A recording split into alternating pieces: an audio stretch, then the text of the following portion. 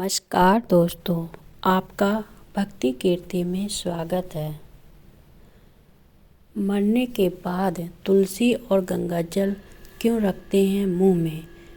एक समय की बात है, एक बार माता पार्वती भगवान शिव से कहती हैं, हे प्रभु, मेरे मन में एक शंका है, कृपया मेरा मार्गदर्शन करें। तब भगवान शिव बोले, हे देवी, क्या है तुम्हारा शंका, कृपया बताओ। तुम्हारे शंका का निवारण करके हमें प्रसन्नता होगी। तब माता पार्वती कहती हैं, हे प्रभु, जब कोई मनुष्य मृत्यु के बाद तुलसी पत्र का जल अपने मुख में पाता है तथा रोज़ तुलसी में जल देने से क्या होता है तथा उस मनुष्य को कौन से फल की प्राप्ति होती है। तब भगवान शिव कहते हैं, हे देवी, तुमने जो प्रश्न पूछा है वह समस्त मानव जाति के कल्याण हेतु अत्यंत उपयुक्त है। हे देवी, तुलसी पत्र से संबंधित मैं आपको एक पवित्र कथा सुनाता हूँ। आप इस कथा को ध्यान से सुनें। तब माता पार्वती कहती हैं, हे प्रभु, मैं इस कथा को पूरे ध्यान से सुनूंगी और लोक कल्याण हेतु इस कथा का प्रसार भी करूंगी। तब भगवान शिव कथा सुनाना आरंभ करते हैं। हे देवी, गंगा तट के किनारे एक भील परिवार रहता था, जिसमें 5 भाई अपनी बहन के साथ रहते थे। उनके माता पिता किसी बीमारी के कारण गुजर गए। बहन सबसे छोटी थी और वह मेरी बहुत बड़ी भक्त थी। वह हर दिन सुबह तुलसी में जल चढ़ाती थी, नित्य रूप से पूजा पाठ करती थी। यह 5 भाई हर रोज़ जंगल में जाकर शिकार करते थे और जो भी मिले उसे घर लाकर पकाकर खाया करते थे। उनका यही नित्य काम था और बहन घर के काम करके भाइयों की सेवा करती थी, उनके लिए खाना बनाती थी। फिर एक दिन उसका हाथ एक चाकू के कारण मछली को काटते हुए कट गया। फिर उसके हाथ से खून बहने लगा, तो उसने जब उस रक्त को दीवार से पोंछना चाहा तो सोचा कि भाइयों को इस बात का पता लगने पर उन्हें बुरा लगेगा। अगर कपड़ों से पोंछ लूँगी तो वह भी उनकी नज़र में नहीं बच सकता है। इसलिए उसने उस रक्त को मछली में ही डालकर मछली को पका लिया और जब रात को भाइयों ने मछली को खा लिया तो वे उंगलियां चाटते ही रह गए। उन्हें वह खाना बहुत पसंद आया। फिर सबसे बड़े भाई ने बहन से पूछा कि आज खाने में क्या मिलाया है जो इतना स्वादिष्ट बन गया है, तो उसने कुछ भी नहीं बताया। फिर अगले दिन खाने का स्वाद पुराने जैसा ही था।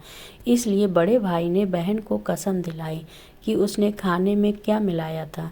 तब बहन ने अपने हाथ के रक्त के बारे में उसे बता दिया। तब बड़े भाई के कुटिल दिमाग में एक बुरा ख्याल आया कि क्यों न हम अपनी बहन को ही मारकर खा जाएं, क्योंकि उसके रक्त की चंद बूंदें ही इतनी स्वादिष्ट थीं, तो फिर उसका मांस कितना स्वादिष्ट और मुलायम होगा। फिर अगले दिन बड़ा भाई अपनी वह कुटिल योजना सारे भाइयों को बताता है और सबसे छोटे भाई को छोड़कर सारे भाई राजी भी हो जाते हैं। तब बड़ा भाई अपनी बहन की हत्या करने की साजिश करता है। दूसरे दिन वे सभी अपनी बहन की शादी कराने हेतु उसे दूसरे गांव चलने के लिए मना लेते हैं। फिर वे सभी अपनी बहन के साथ रास्ते की एक छोटी सी गुफा में ले जाकर उसे बांध देते हैं और उस पर बाणों से वार करना शुरू कर देते हैं। तभी उस स्त्री ने मन ही मन ईश्वर की प्रार्थना करते हुए कहती है, हे प्रभु, अब आप ही मेरी रक्षा करें। तब एक चमत्कार हो जाता है। सबसे बड़ा भाई बाण तो चलाता है, लेकिन वह निशाना चूक जाता है। उसका निशाना बार बार चूक जाता है। फिर दूसरे भाई भी एक एक करके बाण चलाते हैं, फिर भी उन सभी का निशाना चूक ही जाता है। अंत में सबसे छोटे भाई को बाण चलाने को कहते हैं, किंतु वह मना कर देता है। तब सभी भाई उसे ही जान से मारने की धमकी देते हैं। तो उसकी बहन स्वयं मुझसे विनती करती हुई बोली, हे प्रभु, अब आप मेरे छोटे भाई की रक्षा करें और मेरे प्राण ले लीजिए। ऐसा कहते ही सबसे छोटे भाई का बाण बिना निशाने के ही बहन के सीने को भेद जाता है। तब वह 4 भाई अपनी अपनी ही सगी बहन को काटकर पकाते हैं और आपस में परोसते हैं और अंत में सबसे छोटे भाई को उसका सिर खाने को देते हैं। वह अत्यंत दुखी होकर मन ही मन बहुत रोता है और उसने अपने कपड़ों में एक मछली का टुकड़ा छुपा कर रखा था, जो उसने उस मछली को ही खाने में मिलाकर खा लिया। खाते समय उसने अपने पात्र के नीचे एक छोटा सा गड्ढा खोदकर उसमें अपनी बहन के सिर और हाथ पैर के टुकड़े डाल दिए।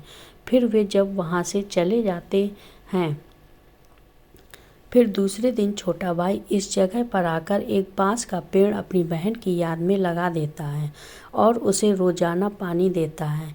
इसी तरह कुछ दिन बीत जाने के बाद एक साधु उस बांस के पास मलमूत्र त्यागने हेतु जाते हैं, तो वहाँ से आवाज़ आती है, हे साधु महाराज, आप इस जगह पर मलमूत्र का त्याग न करें। तभी वह साधु आश्चर्य से एक बांस के टुकड़े को काटकर अपने साथ रखते हैं और उसकी एक बांसुरी बना लेते हैं। जब भी वह साधु बांसुरी बजाता था, उसमें से एक स्त्री की सुंदर गाती हुई आवाज़ आती थी। वह साधु उस बांसुरी को बजाते हुए अपना जीवन यापन करने लगा। कुछ समय बीतने के बाद वह साधु उस बड़े भाई के घर गया तो उस बांसुरी से आवाज़ आने लगी, इसी दुष्ट ने मेरी हत्या की है। ऐसा सुनते ही बड़ा भाई घर से भागते हुए आया और उसने उस साधु को अपने द्वार से आगे भगाया। फिर इसी तरह वह साधु उन 4 भाइयों के द्वार पर जाता है, किंतु वह सभी साधु को वहाँ से भगा देते हैं। साधु को तब कुछ हद तक यह बात समझ में आ जाती है कि जिस स्त्री की आत्मा इस बांसुरी में रहती है, उसका इन लोगों के साथ जरूर कुछ नाता होगा, किंतु बेचारा साधु उन सभी के साथ कुछ भी नहीं कर सकता था। साधु फिर अंत में 5वें भाई के द्वार पर जाता है। तभी वह बांसुरी कहती है, यही मेरे प्रिय भाई का घर है। जब घर में बैठे दुखी भाई को अपनी बहन की पुकार सुनाई दी तो वह भागते हुए घर के बाहर आता है, किंतु वह देखता है कि एक साधु बांसुरी लेकर द्वार पर खड़ा है। तो उस साधु ने उसे बताया कि यह आवाज़ इस बांसुरी से आई है। तब वह भाई उस साधु से विनती करते हुए बांसुरी मांगता है। तब वह साधु उस बांसुरी को 5वें भाई को देता है और वहाँ से चला जाता है। फिर वह भाई अपनी बहन की आवाज़ वाली बांसुरी बजाता है तो वह कहती है, हे भाई, मुझे पता है तुम मुझसे बहुत प्रेम करते हो, किंतु मेरी मुक्ति के लिए तुम हर दिन घर की तुलसी में जल चढ़ाओ तथा भगवान श्री हरि विष्णु की नित्य दिन पूजा पाठ करो। अपनी बहन की बातों को मानकर वह भाई नित्य दिन तुलसी में जल देता और घर में भगवान विष्णु की पूजा पाठ करता था। फिर एक दिन जब वह भाई तुलसी को जल देते हुए मन ही मन भगवान विष्णु के नाम का जप कर रहा था, तब स्वयं भगवान विष्णु उसी तुलसी के पौधे से उस गरीब भाई के घर में प्रकट हुए। फिर वह भाई तुरंत भगवान विष्णु के शरण में आया और सच्चे मन से स्तुति करने लगा। तब भगवान विष्णु ने उस भाई को तुलसी पत्र का जल उस बांसुरी में डालने को कहा और उसने भगवान विष्णु का नाम लेते हुए उस बांसुरी में तुलसी पत्र से जल डाला। तो भगवान विष्णु के आशीर्वाद से उस स्त्री का पुनर्जन्म होकर वह स्वयं उस बांसुरी से बाहर आ गई। तब उन दोनों भाई बहन को भगवान विष्णु ने तुलसी के संबंध में महत्वपूर्ण ज्ञान दिया था। फिर भगवान शिव कहते हैं, हे देवी, वह ज्ञान अब आप भी ध्यान से सुनो। तुलसी को देवी लक्ष्मी का ही रूप माना जाता है। तुलसी में हर रोज जल चढ़ाने से जीवन की सभी परेशानियां दूर होती हैं और सुख शांति आती है और धन का लाभ होता है। तुलसी में जल चढ़ाते समय चंदन का तिलक लगाना शुभ माना जाता है। तुलसी में जल चढ़ाने का सही समय सूर्योदय से लेकर 2 से 3 घंटे बाद तक का ही होता है। तुलसी के पौधे में रविवार को जल नहीं चढ़ाना चाहिए। मंगलवार को तुलसी में जल चढ़ाने से भगवान विष्णु और देवी लक्ष्मी दोनों ही प्रसन्न होते हैं। रोज सुबह स्नान के बाद तुलसी में जल अर्पित करने से जीवन के दुर्भाग्य दूर होते हैं। फिर भगवान शिव कहते हैं, हे देवी, मृत्यु ही जीवन का परम सत्य है। मृत्यु के उपरांत व्यक्ति का विधि पूर्वक अंतिम संस्कार करने का विधान है, जिससे उसके शरीर को मुक्ति मिल सके और वह एक शरीर को त्याग कर दूसरा शरीर धारण कर सके। इस प्रकार से जब व्यक्ति मोक्ष की प्राप्ति करता है तो उसे सभी पापों से मुक्ति मिलती है।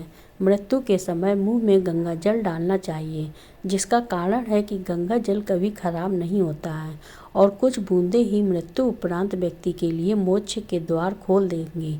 मृत्यु के समय व्यक्ति के मुख में गंगा जल डालने से उसे कई शारीरिक कष्टों से मुक्ति मिल जाती है और आसान मृत्यु मिल जाती है।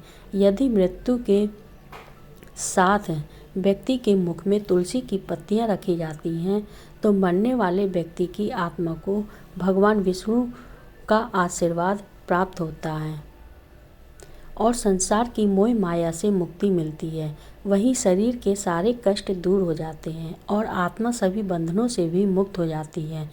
तुलसी के नाम से ही यमलोक में जो कष्ट देने वाले राक्षस हैं वह शांत हो जाते हैं और यह मार्ग आसान हो जाता है तथा मोक्ष मिलता है। इसलिए मोक्ष के लिए ही गंगा जल और तुलसी का सेवन मृत्यु के समय किया जाता है। वीडियो में जानकारी अच्छी लगी हो तो ज़्यादा से ज़्यादा शेयर करें और चैनल को लाइक करें, सब्सक्राइब करें।